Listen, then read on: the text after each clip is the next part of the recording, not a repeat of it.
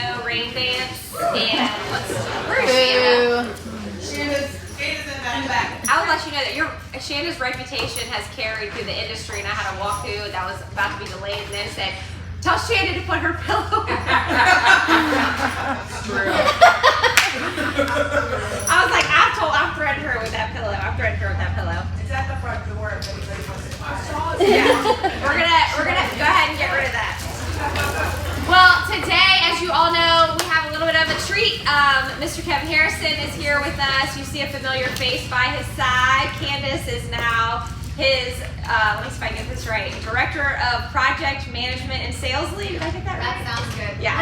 So she tells him where to go. I'm guessing that's a fancy title for telling Kevin where to go, where to be. But we are excited. Kevin has a long laundry list of business experience. You probably recognize him from running the busiest Chick-fil-A, also on the East Coast. I don't know.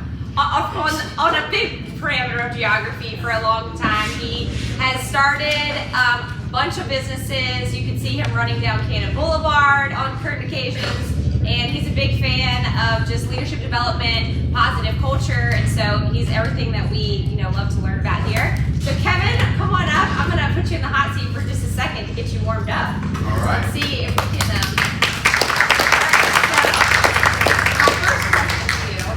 What is your menu item at Chick-fil-A? My menu item is Probably kale salad with like unsweet no. Chicken biscuit with grape jelly. Oh, with grape jelly. Yeah. Okay. All right. And what is one thing that you would say if somebody asked you, what is one movie or TV show that you could watch over and over? So there's a couple that come to mind. Okay. The Secret Life of Walter Mitty. If you've never seen that movie, I watch it. It inspires me to. Walter Mitty. Okay. Yeah, that's a good one. Okay. And I'm going to mention one today called The Way. It's a movie with Martin Sheen. So those are two of my favorite Okay. movies. All right. What's your karaoke song? I don't do karaoke. So I've given this talk one other group, and my wife had said, "Well, you need to sing this old song in there." There's no way. Yes, There's think no that's way great. I'm We gonna can help you with that. We Yeah. can help you with that. But yeah, no karaoke. All right. Well, Kevin, welcome. Thank you for joining us today. Thank you. So, what are some of your favorite Chick-fil-A menu items? Who's got it? Kale salad. Peppermint You're shake. responsible. Yeah. Large Diet Coke. I like the minis too. The minis are good. Yes. Except when you got rid of the coleslaw. I know. I miss the coleslaw. I have the dressing recipe if you want to make it at home. So sometimes we make it at home. But yeah, I spent 37 years with Chick-fil-A. This the remote? That's your remote. Yep. Okay, great. 37 years with Chick-fil-A and retired in 2020.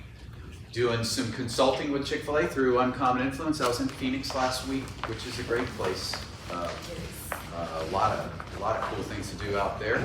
But happy to spend some time with you. Carlin told me we've got 4 hours together. I'm just kidding. I'm just I didn't kidding. say that. Carly can't sit anywhere. No, I'm going to spend about 45 minutes with you, and then we'll finish up with some questions and answers, if that's cool.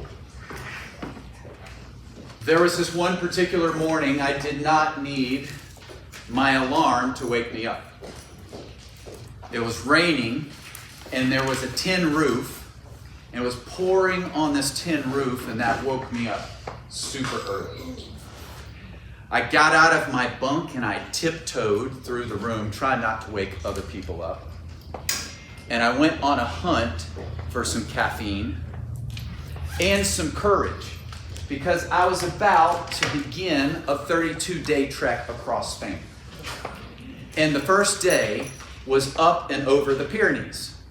Pyrenees mountains are challenging. I'd climbed them before, and on a dry day it was challenging, but this particular day it was pouring, and I was a little afraid.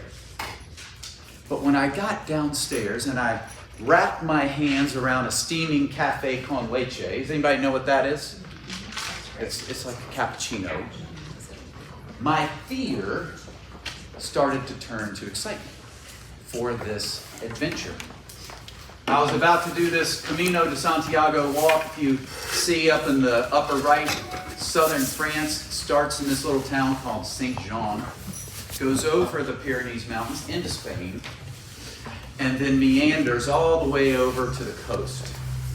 It's a 1,000-year-old pilgrimage path. People have been making this journey for a long time. Today, probably a couple 100,000 people a year walk the 600 miles from St. Jean to Santiago. And I was beginning that journey. I had been introduced to the Camino de Santiago by a friend several years earlier, 2017. His name is Tom. He called me and he said, hey, I'm going to do this hike with a group of guys. You want to go? So on the Camino de Santiago, I had no idea what it was, but he mentioned a movie the way I mentioned it. He said, hey, that's this movie, watch it. It takes place on this trail. So I'm like, yeah, I've seen that movie. I know what you're talking about. He said, Kevin, it's going to be great. It's going to be physical. You'll love it. We're going to hike about 15 miles a day. We're going to meet people from all over the world. So it's social. We're going to talk about the deep things in life, like where we're going, what we're going to do, our goals. We're going to talk about the deep stuff. But you're also going to love, we're walking through some of the best red wine country in the world, in the Rioja region. And I'm like, that sold me. I'm going to Spain with you. But as I thought about this, I thought, gosh, this sounds like an adventure a friend of mine needs to do. He was one of my first bosses, long-term mentor at Chick-fil-A, and he was going through some hard times in his business, and he just wasn't himself. He had a countenance that was frustrated. And I said, Tom, can I invite Mark to go on the journey with me? And he said, sure. So I called Mark, and Mark never makes a decision. This is Mark in the middle here. He never makes a decision without thinking it through. So he said, I'll have to get back to you. So he took a few days, called me back, and he says, I'm in. But what do you think about sleeping in hostels with strangers? Like, what? What are you talking about? Tom had left out this little detail. Has anybody in here stayed in a hostel? Okay, it's like summer camp, kind of. Okay, all right, that makes sense. But it's like if you went to summer camp as a kid, you know, you got bunk rooms, communal bathrooms. It's kind of like that.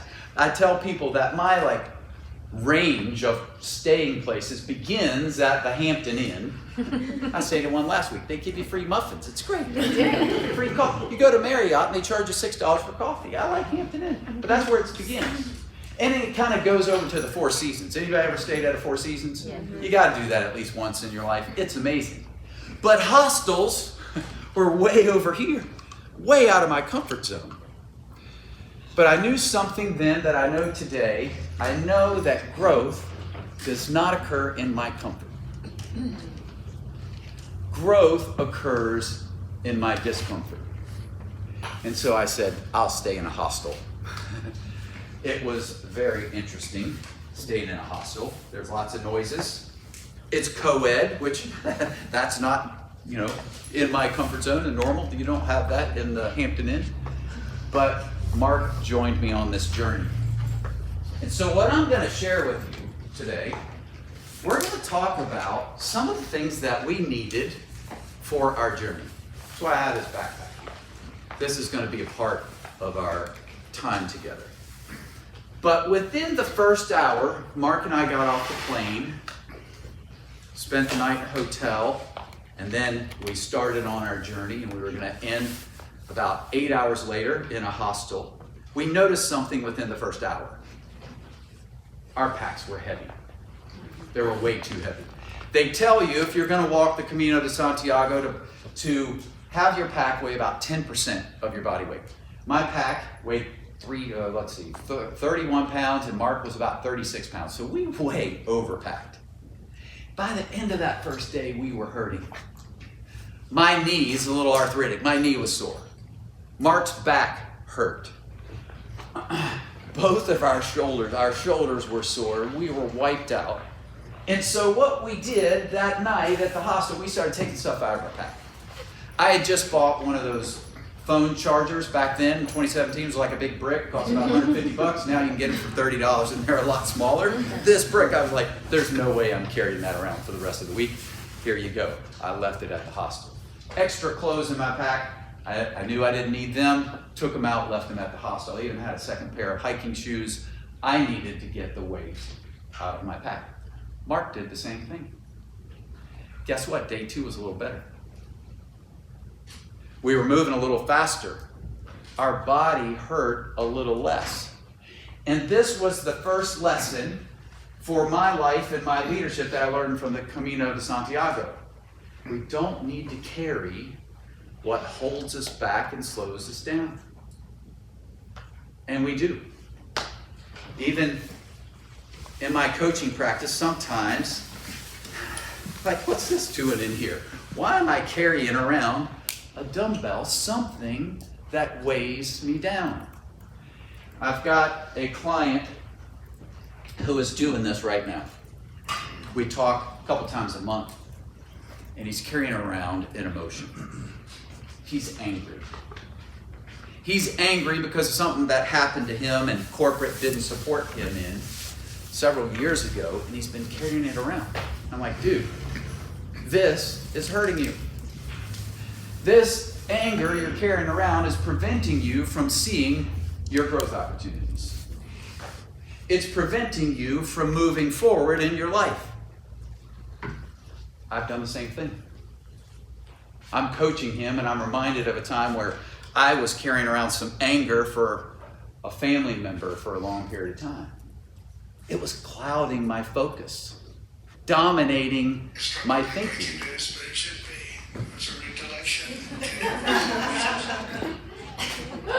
We probably got some AI note-taking going on.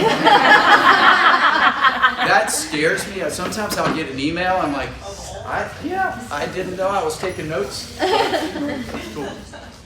But so I was carrying around this anger towards a family member, and one defining moment in my life, I met this family member in a Chick-fil-A restaurant in Fredericksburg, Virginia, and I let that anger go. I got it out of my pack, and it made a huge difference. We tend to carry stuff that holds us back and slows us down. One of them is emotions. It might be anger. It might be fear. I have another client. She's trying to grow her business, and she's afraid to take risk. She's afraid to set a big goal because she's afraid of what might happen if she doesn't reach it. She's living in this fear. It's holding her back, slowing her down. Fear has a purpose, doesn't it? I was in Phoenix last week, and I was talking to a buddy. I'm like, I want to go on a trail run. He's like, well, Kevin, if you go on a trail run out there, it's a little warm, you got to watch out for snakes. They'll just, get on the trail. Fear kind of rose up in me. I don't want to step on a rattlesnake. Fear has a purpose, but when we carry it, it holds us back and slows us down. It might be a mindset, it might be a behavior, it might be a habit, but humans have this tendency to carry things that hold us back and slow us down. I'm going to make you work a little bit today, all right? So at your table group, I'm going to give you a few minutes to have a conversation about what might be, or some part of your life or your journey in real estate. What is something that you've had to get out of your pack? Or what is something that maybe, if you're brave enough to share this, what is something that needs to come out of your pack right now? So I'm going to give you about 5 minutes to have that discussion, and then I'll ask a couple of great people to share. So go ahead, 5 minutes. All right. I loved all the discussion. Yeah. That's great. Let me kind of teach you something from the perspective of a presenter. If I ask somebody to share and nobody shares, it's really awkward up here.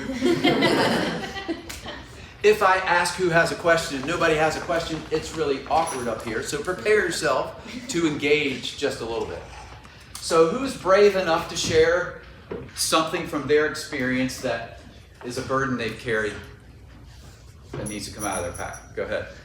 Sure. So it's kind of unique because Wendy and I are a team, so it's the same answer, and it was a specific individual. Okay. That we had to, we decided to remove from our equation. It was too much toxic involved. And we have both found since removing that from our life, it's been an amazing difference. Mentally, how we have conversations, there was a huge impact that we didn't see. We thought maybe, we'll see how this works, but the outcome's been incredible. Yeah. I was telling somebody recently, over the course of 40 years of leading stuff, I've had to fire some people. It's not the fun part of the role, is it? But I only regret one. It was one of my first. I was a 23-year-old kid. I probably should have given a little more grace to somebody, but I knew over time that that toxicity removed from the culture, everybody elevates. You know, they're like, hey boss, what took you so long? You know, is what usually would happen. So yeah, that's definitely sometimes somebody on our team slowing us down, holding us back. Yeah, good. All right, you had something. Mine is actually rejection and fear. I was telling them that I didn't realize, I spent so much time in this, okay, what if they say no? What if they slam the door? What if they hang up the phone? And so for years, I was stuck in this cycle of, I want to progress, but I couldn't because I was so afraid of that rejection. And so I finally said, okay, in order to get to Y, I have to do X. So once I finally worked through it and got through X, I was finally able to get to Y and continue to grow from there. That's great. There, we were talking at our table over here that some of these things jump right back in the pack. Fear is one of them. You get it out, it jumps right back in. Self-doubt is one. I can't go for that big goal. It jumps right back in the pack. We got to consistently get it out. So thanks for sharing. All right, one more brave soul to share. Yes, sir. A big one would be has been forgiveness. Is understanding that for me to move on, I've got to forgive the That's right. other people. Yeah. So, It's a burden that just is released when you do that. Yeah. Good. Good. So, 2 lessons already. Growth happens in our discomfort. So, strategic discomfort is important if you want to grow yourself and your role and reach big goals. You've got to pursue some discomfort. And we got to make sure that we're constantly curating what we're carrying around. And sometimes we got to get stuff out of our path that is hurting us. You know, work's hard. Who would agree with me and say that sometimes work is hard? It is hard. Let's not make it harder by carrying around stuff. Right? All right. Now that we've talked about what we are carrying around, what should we have in our path that can help us in our journey? Let's see what's in here. These are the actual shoes I wore for 32 days. Yeah, there are 32 days across Spain. Now that first week in 2017, I did not have these shoes. I had some other shoes, and within the second day, I had 2 blisters. Blisters aren't fun when you're going on a long walk. But these, 32 days, 0 blisters. I have kind of an emotional connection. Just holding them makes me want to put them on. Now I'm going to fast forward through this little section because here's where I would sing. Because I would put my shoes on and I would toss one to the other hand. What song would come in my mind, do you think? Beautiful. What's that? Mr. Rogers. Mr. Rogers' song. Who knows that song? Come on, sing it with me.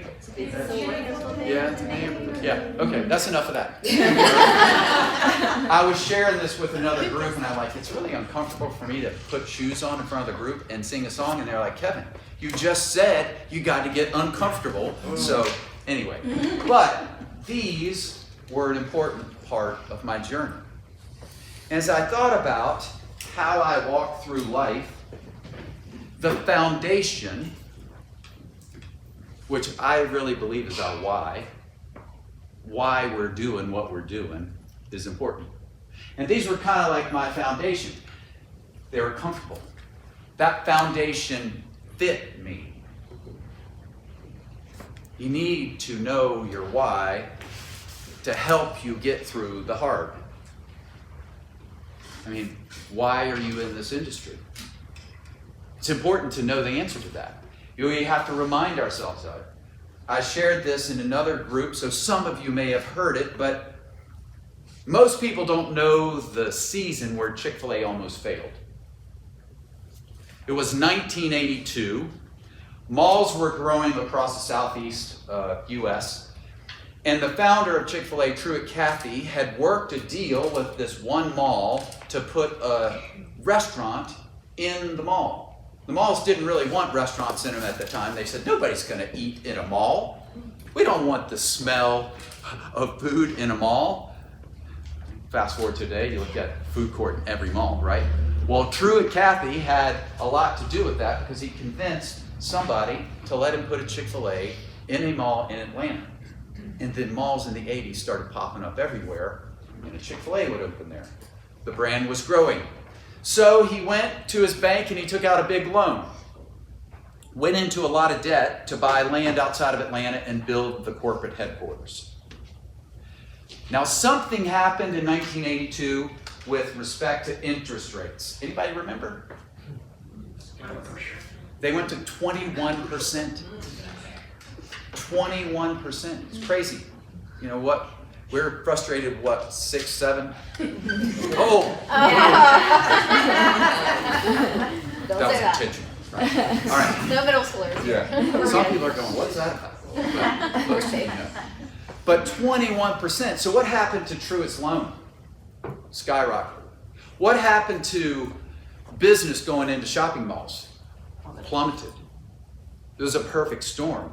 And he goes to his executive team at the time. He's like, I don't know if we're going to make it. I don't know if we're going to come out of this. And so they decided, it's a small team, 5 or 6 of them plus Truett, they decided to take a weekend and do a retreat and figure out what to do. So outside of Atlanta, they went to this hotel, they had a conference room, and I'm told it started off very tense. There was arguing, not very Chick-fil-A-like. Arguing doesn't happen at Chick-fil-A, does it? It does. But they were arguing, this is why this is happening, this is what we need to do. Somebody else would say, no, that's not it, it's this. And in the midst of this tension, Truett Cathy, his son, Dan, who was part of that team, said, hey, wait a minute.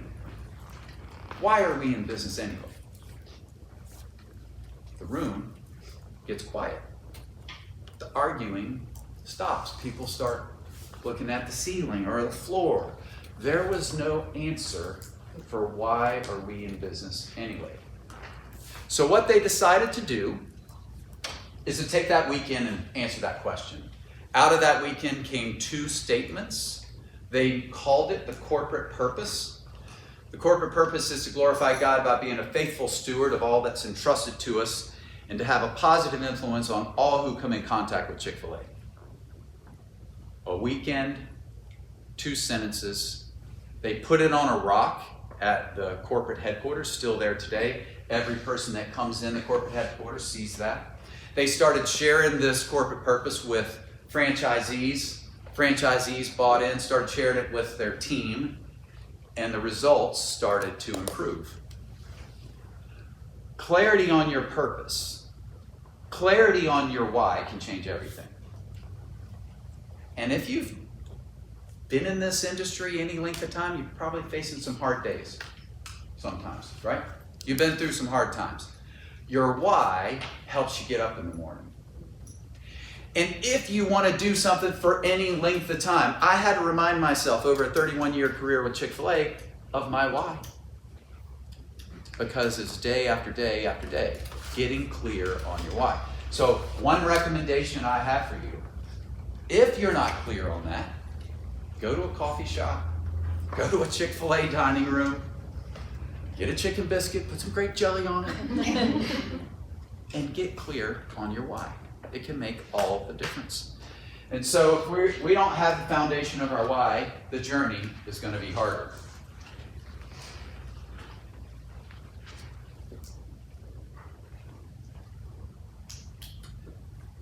Next thing in my pack before I was headed to Spain, I put a map in here. I had never been there, so I had no context of where I was going, and I bought this little map, and I could see where I was going to start, where we were going to walk, and I started to envision the journey. And I think it's important to do the same thing at work. To map out where we're going. To set some goals for the future. The best producers, the best achievers map out where they're going to go. I'm pretty sure Carlin's got a map. She's got some big goals. I know you. You've mapped out where you're headed. Often we don't do that. And it'll cause us to get stuck. I don't care if it's on a napkin, if it's on an app, it's a slide like this, but mapping out where you're going will help you on your journey. We have a tool that we use, it's a planning tool, it's a life planning tool. Anybody ever done a life plan? We had one person raise their hand, it was Carla. Yeah, life plan. You know, we plan our vacations with more focus and time and intent than we plan our own lives. We do, think about it. It's the last vacation you went on. You put a budget in place. You did some research on what the opportunities were. You got excited about some things that you were going to go. You mapped it out. You had an itinerary. Do you have one for your career or your life? It's important to map out where we're going. It'll help you get through the hard days. If we're not looking at something up there, we can settle. Create a map to see where you're going. See what else is in here.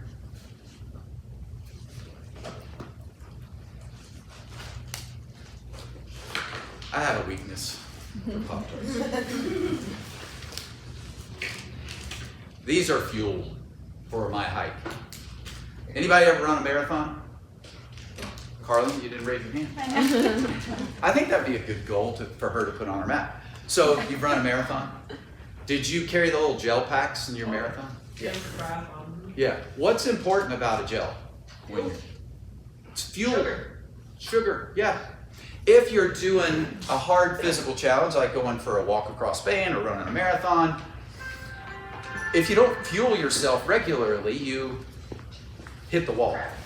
Yeah, you'll crash. Same thing is true in a career, especially for achievers. And this room's full of achievers. If you don't strategically put fuel in your weekly routine, you can face burnout. I don't know if you face burnout in your industry. Maybe real estate does not allow for burnout. Selling chicken will help you burn out. Working in the fast food industry where the average age of your employees is 19, that will force you towards burnout. There's some things I don't miss about Chick-fil-A. One of them is having to make these calls when it snows. You're like, do we close? Do we not close? I don't miss that stuff.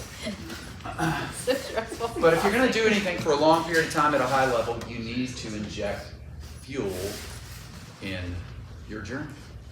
A few things that fuel me. Going for a run on the Nolan Trail. Nolan Trail is one of my favorite places in the area. When I could have a terrible day, but if I go to the Nolan Trail and I run that lap, it injects some excitement. Trips with my wife. If we have a trip planned for my wife, I'm looking forward to that. We'll go somewhere, travel, experience something new. It's fuel for my journey. I can work really, really hard if I've got something to look forward to that is fueling me. So I'd like to hear from a couple of you. What fuels you? What are some things that fuel you? I think vacation. Like trips with the family. Trips? Vacation. Yeah. I like to cook. You like to cook? Okay. I hate to cook. But so it doesn't fuel me, but it fuels you. And that's the way it works. Good. I think my weekly family dinners with my family. Yeah. Yep. It's good. I am in this new phase of grandparenting. At first, I was like, I'm too young to be a grandparent. I don't want to be a grandparent yet. And then that first one came along. I'm like, bring them on. Give me more. Now we have 5 grandchildren. And nothing fuels me like getting on the floor with those grandkids and playing with them. It just injects excitement in my life and it refuels me. You need to do that. So think about what fuels you. I believe our most important tool is our calendar, because what gets in my calendar typically gets done. You've got to put opportunities to fuel yourself in your calendar. All right, what else should be in our pack? Now, this is an actual picture I took of the Camino de Santiago.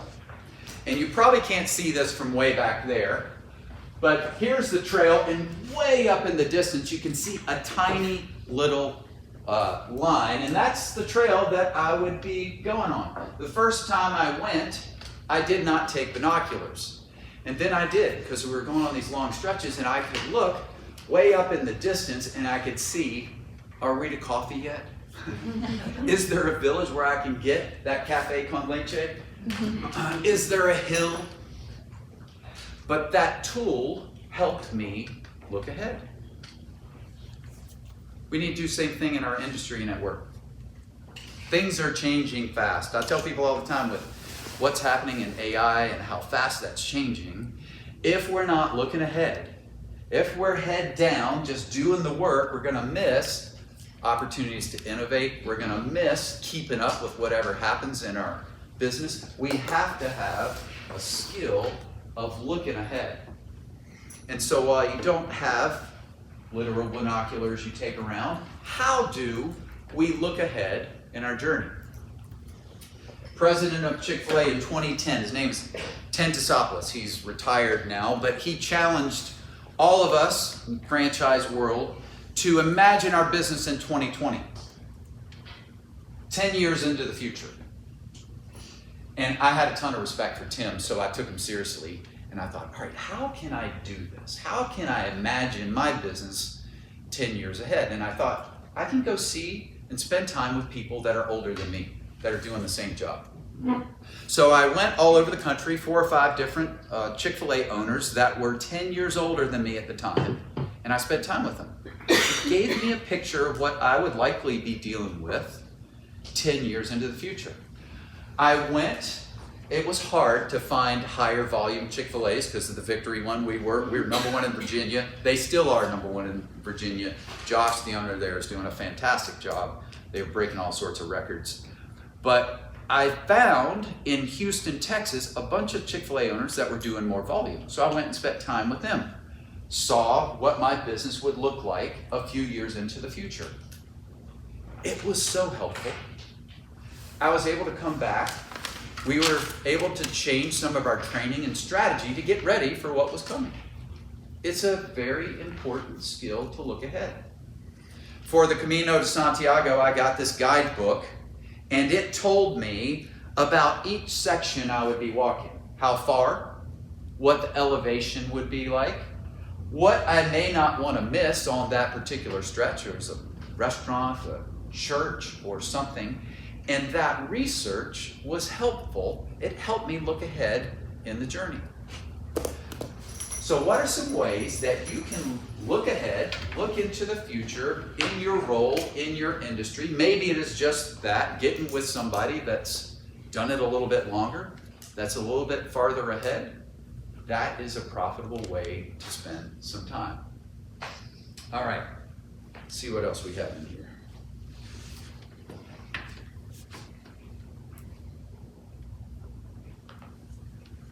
First aid kit.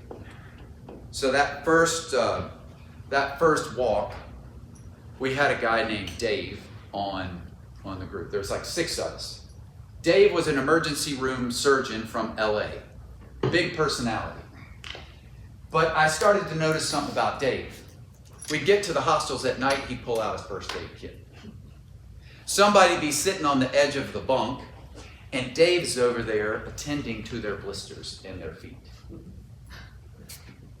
And I was like, well, that's weird. Until a couple days later, I'm like, Dave, I need your help. I've got 2 blisters. And Dave knew what to do. Because he had a first aid kit. Who do you think was the favored person on our group? Dave. Because he was serving other people. He broke out his first aid kit and he was helping us with our journey.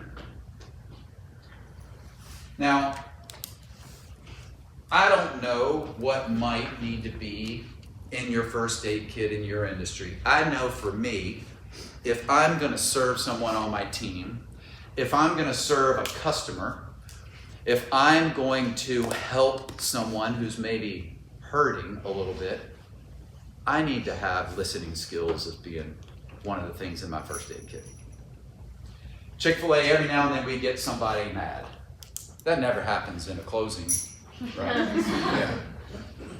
We'd get somebody that would be mad. Usually, I tell people, you can leave the salad dressing out of the bag, but don't leave the Chick-fil-A sauce out of the bag. I don't know what's in Chick-fil-A sauce, but something very addictive. You leave the Chick-fil-A sauce, somebody's coming after somebody. And a customer would be there to fuss. And we had this motto. It was called the last motto: listen, apologize, solve, and thank. Often, all I needed to do to decrease the frustration of that person was listen. Just the first part. If I tried to engage and say, no, that's not right, it was in the bag, it's going to get worse. But if I just let them listen, if I just listen to them and let them vent, their anger would start to dissipate. So listening should be in our first aid kit. Encouragement should be in our first aid kit. What's in your first aid kit as you are serving your customers and your peers, your team? People carry stuff to work. So having a first aid kit and using it to serve others is important. Sometimes resolving conflict too. Using your skills to de-escalate a situation, that can be in your first aid kit. All right, this one was very important. On my 32-day walk across Spain, 16 days of the 32, it rained. A little bit too, there were some days, the whole day. I walked a couple days, it was storm, rain from the beginning to the end. And I am going to give a shout out to this brand, Arc'teryx. They make great stuff. This jacket kept me dry. What I was disappointed by is that I didn't buy the matching pants, so I was half dry. I'm going back with a group in April. Guess what I now have? That will be in my bag. Can I promise you something? It's going to rain at work. You're going to have days that just drag on and feel like a rainy, miserable day. And if you're not equipped for the journey, it's going to be harder than it needs to be. I tell people in my coaching practice that my goal is the longer I'm at work, the longer I'm leading, I want to be developing thicker skin, but keeping a soft heart. Right? I want to care about people, but I want to be tough enough to get critical feedback. I want to be tough enough to let a customer yell at me. This is fun. I had a customer so mad one time when I had the Patrick Henry Mall location. He tossed a nugget off of my forehead. I mean, I work with these teams and they're like, I've had everything happen. And I'm like, have you had somebody throw a nugget off your forehead? No, I haven't had that happen. And I'm like, well, he had a pretty big target, so he didn't miss. But we're going to face hard stuff. People make our work hard sometimes. And if we're easily offended, it makes the journey harder. If we can't ask for critical feedback, which a lot of people don't. The best producers, the best leaders, they actually seek out critical feedback. Most people don't because it stings. But if we develop thicker skin, that's how we get better. That's how we get stronger. That's how we're able to get through certain seasons. So I retired. I told the president of Chick-fil-A I was retiring in late 2019. I said, hey, I've got a vision to go do some other things. I love Chick-fil-A. I want to stay involved if possible consulting, but I'm going to make 2020 my last year. And I had agreed to buy a small restaurant chain with a couple of friends. It's called the Scrimp Shack. I don't know if you've ever been at Scrimp Shack. Very different from Chick-fil-A. Had been locally very successful. They had scaled to like 25 restaurants. It was a franchise system. And that was one of the things that I would be doing when I leave Chick-fil-A. So we bought that in January of 2020. You know where I'm going? Yeah. 3 months later, we're in COVID. 85%-ish of all seafood is imported. Seafood that you buy in the States is imported. Do you remember where all of the container ships were messed up all over the world? Supply chain was a mess. Cost of goods went from here to here. And this was like instantly after I had left a secure, cushy career. Chick-fil-A had invested so much time, innovation in drive-thru, so what happened in COVID is they were ready. And here I was taking a leap of faith from Chick-fil-A to Scrimp Shack and some other things. It was incredibly hard. Helping that brand survive the pandemic was one of the hardest things I've ever had to do. It's still hard. Fortunately, we're growing. We've had 19 consecutive months of same-store sales increases. I'm like, thank you, God. But if we're not tough enough, I couldn't prepare for COVID, right? If I'm not growing and leaning into the hard things, getting critical feedback, and I'm not tough enough for the storms that come, it's going to be a challenge. So how do you do that? Lean into the discomfort. Have the hard conversation when you need to have the hard conversation. Do something hard that challenges you outside of work. You run a marathon? What was your name? Wendy, I'm sorry. Wendy, Yeah, what marathon have you run? I did the one in the Shamrock, like, I'm not gonna tell you how many years ago. It was right when I was doing like half Ironman and stuff like that, in sprint distance and a triathlon. So I did the marathon to train for a triathlon in Florida that was in May. The marathon was in March. Yeah, it's a hard thing. So that was my long run. Yeah, that's right. Yeah, that's good. Because you have to get a long run. Doing something hard like running a marathon, going on a hike, public speaking, it stretches you. It will stretch you and make you tougher. Think about what you can do that's hard or challenging, big goal, outside of work, and here's what I'll promise you, it shows up inside of work. Do hard things outside of work, you're willing to do more hard things inside of work. It's a good best practice. Now, I'm pretty much an advocate for running a marathon. One of my company's Flat Out Events manages the One City Marathon. So I got a little challenge for you. I have free passes to run the marathon or the half marathon. What about the 5K? What about the 5K? Here's what I know about 5Ks. Today, we could all go out and make it through a 5K. All of us could. Probably not a half marathon or a marathon. You need to train and do something. So I'm not going to give you a free entry to the 5K, which is a fun 5K on Saturday. She's the last person that needs to be. She can do the full. Yeah. But if anyone in this room is brave enough this year to attempt a half marathon or a full marathon, I'll get you a free entry. Just contact Candace. How come I didn't get a free entry? You're new to the team. I gotta make you work for it. When is it? Yeah. So here's the bad news. So next week? Saturday.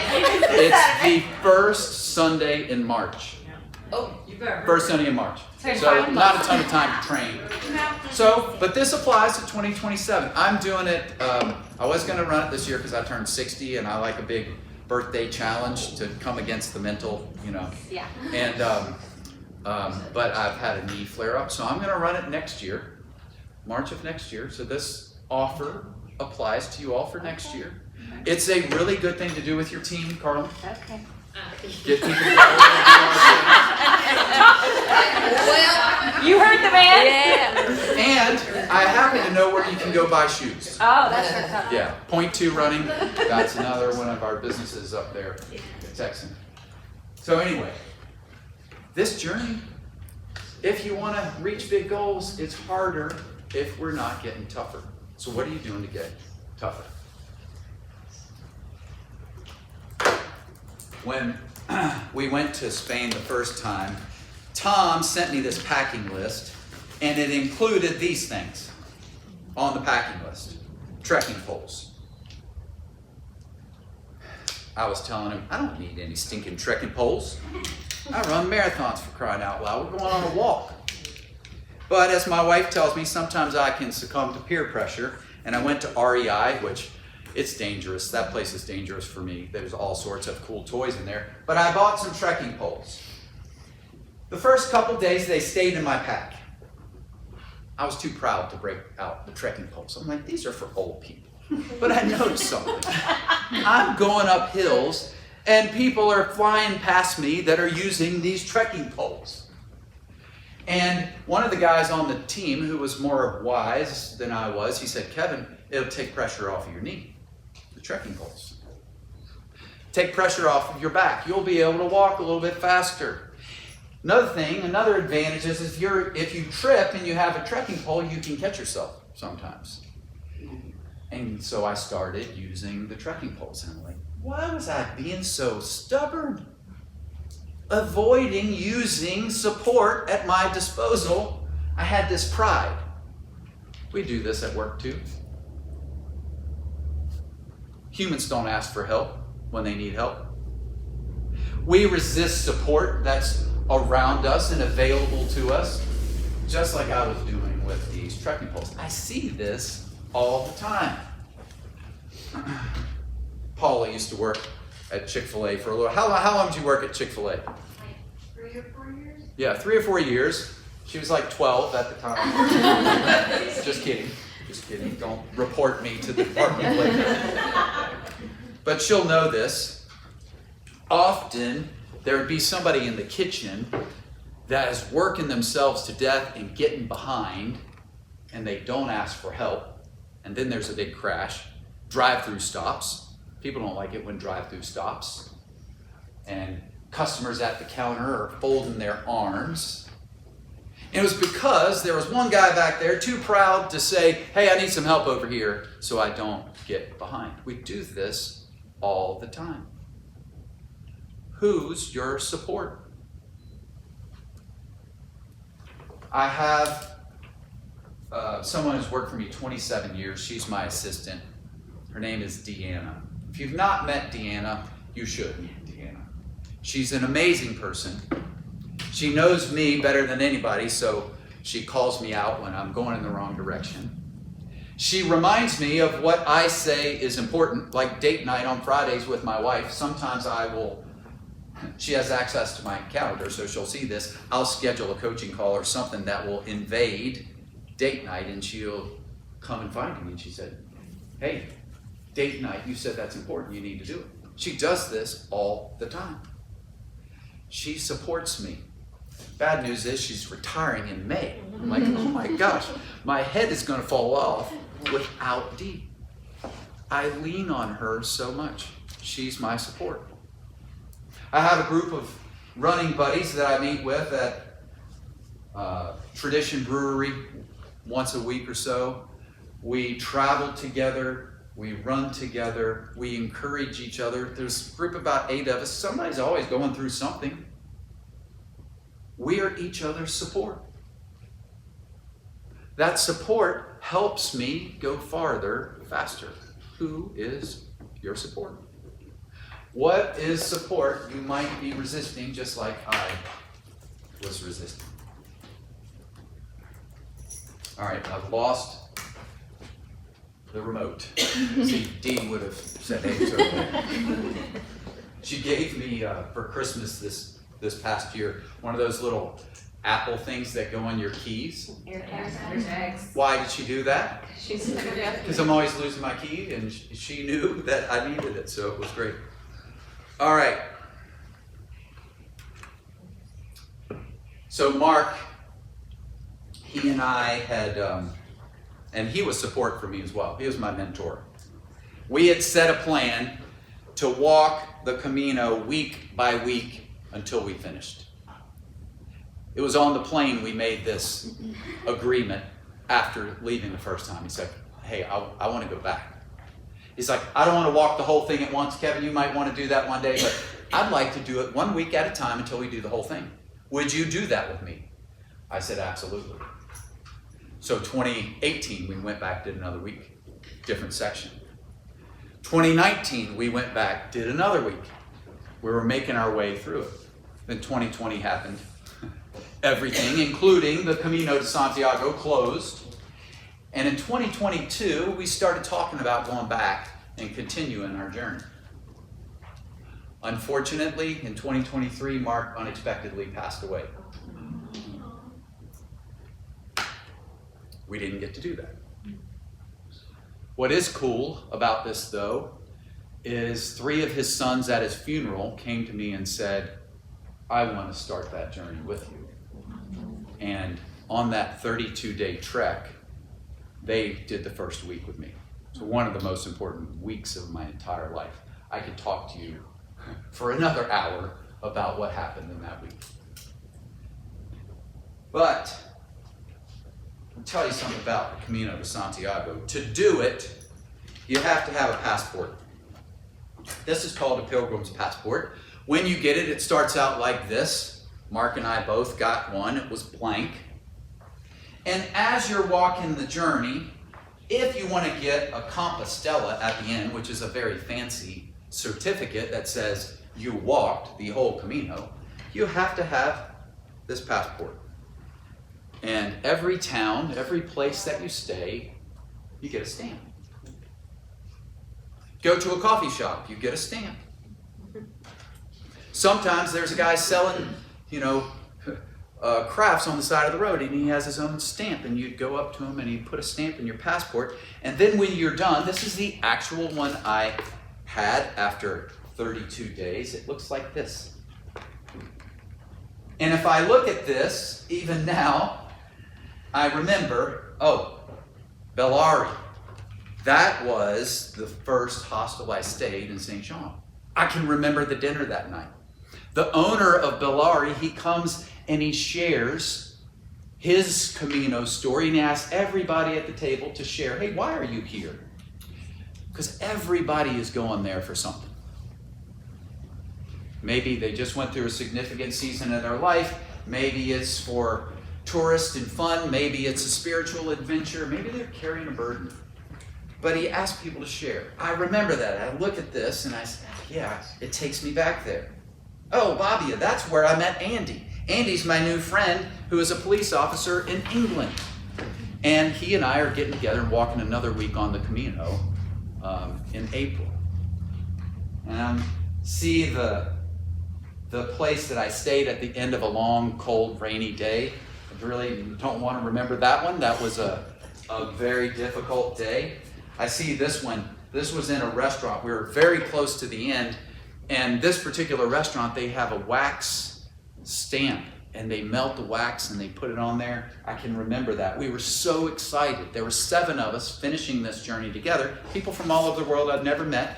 We'd agreed to finish together. And we were in this restaurant when we all got that wax stamp. This is a record of my journey. We have the same thing in our career. One day, you're going to look back over your journey. Got this invisible passport.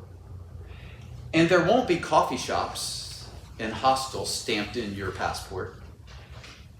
There'll be names and faces and milestones, high achievements and some lows. That's what our journey is made up of.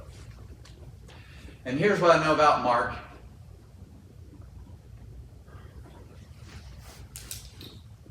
I was in his passport, and he was in mine. Who's going to be in yours?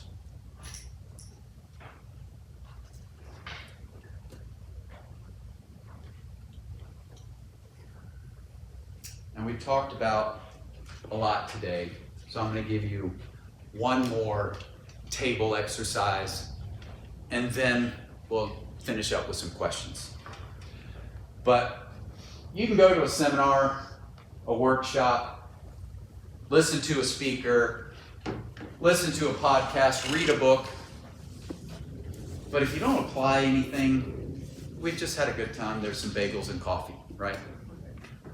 The magic in something like this, whatever you all are talking about when you're in this room trying to get better, trying to grow your business, is what am I going to apply tomorrow? That's where the rubber meets the road. So I want you to have conversations at your table. I'm not going to come back there and, make it awkward for you all. I sat down and I won't do that. I'll just kind of wander around. Right? But what is one thing you're going to apply from what we talked about today? It might be that something needs to come out of your pack.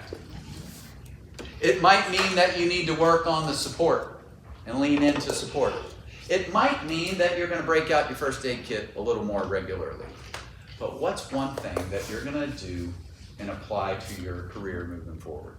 I'm going to give you 5 minutes and we'll wrap up with questions. Okay? All right, for this, I'm going to ask a couple of you to share who haven't shared. And for this part, I have prizes for a few of you that share. So who's going to share what they're going to work on tomorrow? All right. I think, like you said, having the hard conversations. Having the hard conversations. Yeah. To get to, sometimes it's easier just to have hard conversations and, get over that, bridge to get to the, You know what helps having hard conversations? Having hard conversations. Yeah. The more you have them, the better you get it. You realize, okay, that didn't work very well. I feel like you're always nervous, have fear of having hard conversation. But after you have it, you're wait, that wasn't even that bad. You know what I mean? Yeah. Usually, or you're wow, we should have done that forever ago. Yeah. So you get a prize. Ooh.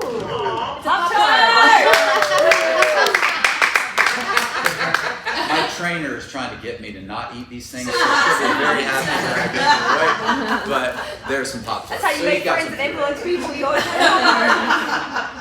All right, who's next? Needing to be perfect.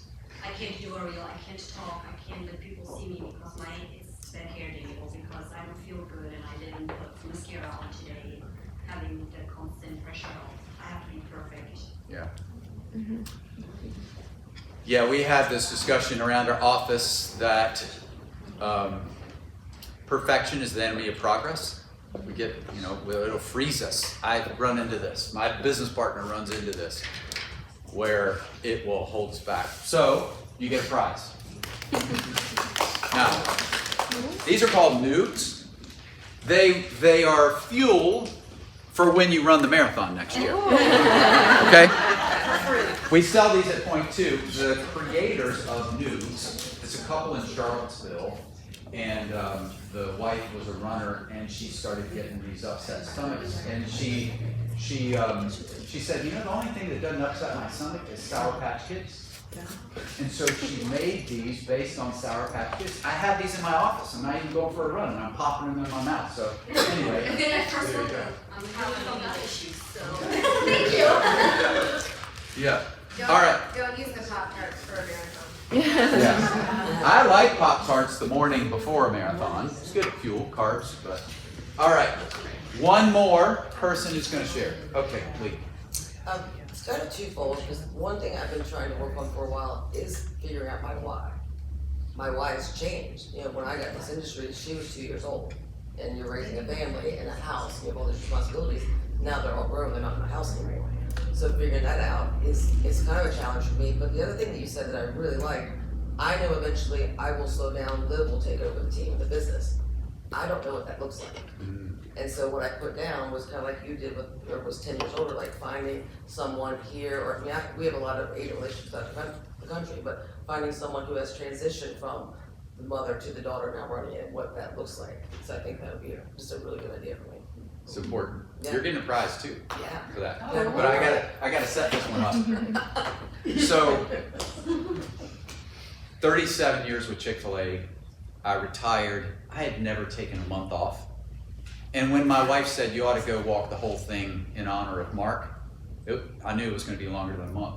So I unplugged for a little over an entire month. That gave me anxiety when you said a month. Yeah, it was a lot. I'd never been away for a month. But the second weekend, I was walking by myself one day, sun was out, was nobody around, and I went, what is this I'm feeling? I couldn't describe it. It was peace. It was energy, because I had unplugged. You all have a demanding industry. Work will take everything you give it and more. It will gladly take everything you give it and more. And if you don't ever unplug, sometimes you can't discover your why. So your gift is unique. You are getting a blank Camino de Santiago. Yes. And I highly recommend it. Why? What's that? I said, there's your why, go for it. There's why. Dude, I have a hard time just on the flight over being Yeah. on that long. But anyway, at least that maybe that'll be something that reminds you, you need to unplug. Yeah. You need to get out of the whirlwind, away from the email, the phone, to get clear on your why. Where are you going to do that? All right. Couple minutes for questions and then we're done. So, who's got a question for me? So I'm kind of just making this up as I go, but basically, like, you went on that long trip, and it's like, is it hard to, like, I don't know how I'm gonna word this, but like when you're on that trip, like completely, you know, focusing on, you know, the sight in front of you and where your feet are, and thinking like, you know, you're in this beautiful country, and you're like, do you even think about, you know, what you have at home in your business? Like, how do you separate, like, living where your feet are and being like, oh, but this is actually who I am, this is the business that I've built. So I don't really know what I'm trying to say, but it's like very different, like when you're in that mode of, you know, traveling and like that's who you are, your feet are on the ground, and then when you go back home, you do have a business and a life that you built. How do you compartmentalize? Yeah. So for that first trip, we debrief. So in April, I'm taking 11 clients on a week on the Camino. And we have a curriculum mapped out, something for them to reflect on every day. There's an activity every day, and they're going home with a plan for change. It's that's kind of part of this thing. The first trip I ever did, the leader, Tom, at the end, we had, I'll never forget this, we had beer for breakfast, which I highly recommend. I thought it was very good. It's like freeing. I'm over there, I'm having beer for breakfast. Never happened at Chick-fil-A, but we were debriefing around breakfast about what our takeaways were from the Camino. And mine was, I need more Camino in my life. Yeah. That doesn't mean going back to Camino over and over again. I can't do that all the time. But I need some of these elements more in my life. Having beer for breakfast. And I'm stretching that. Yeah. But getting together with people, talking about the deep stuff, I needed more of that in my life. I needed more physical activity in my life. Yeah. That fuels me, that fired me up. And I needed time to really reflect and get solitude to think about where I was going. So how do you stay where you are and, you know, Also being plan the journey? Yeah. Your calendar is crucial. Be strategic with your calendar. Is your fueling in your calendar? Is time by yourself to reflect and think about your why in your calendar? Are you putting time in your calendar to map out your future? So that would be what I'd suggest. All right, one more question and then we'll wrap up. I've got to go get a chicken biscuit before. Tomorrow.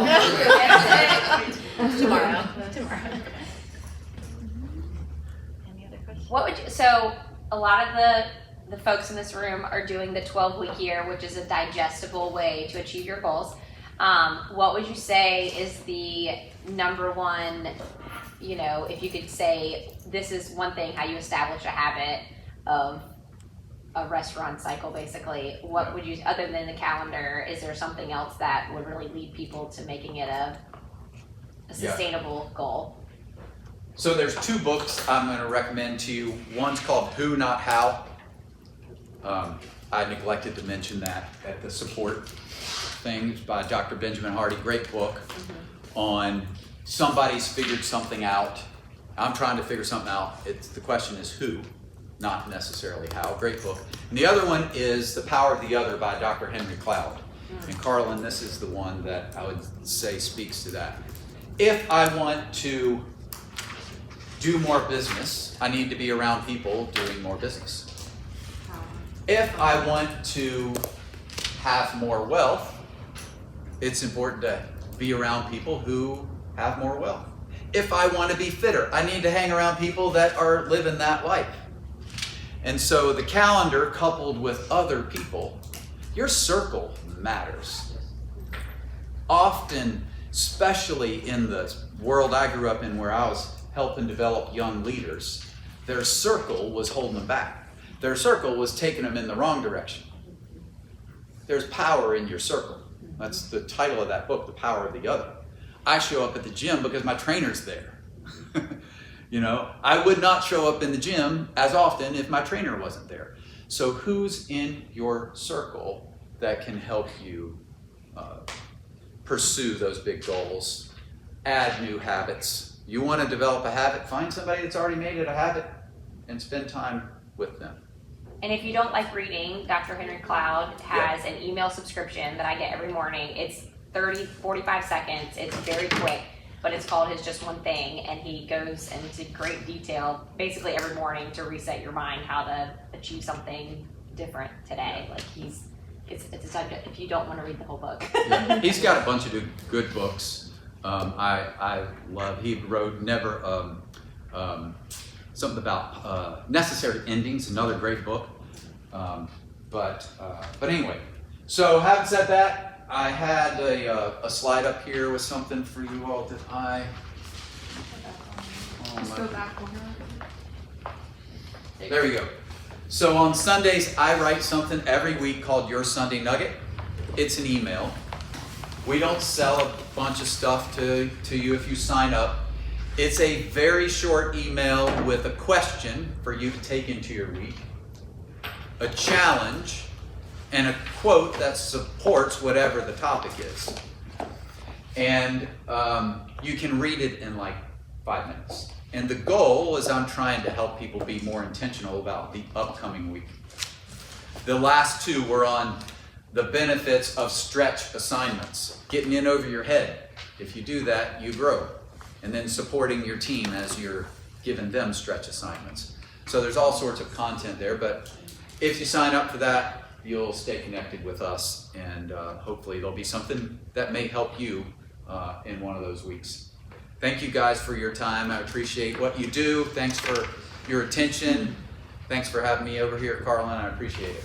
Thank you.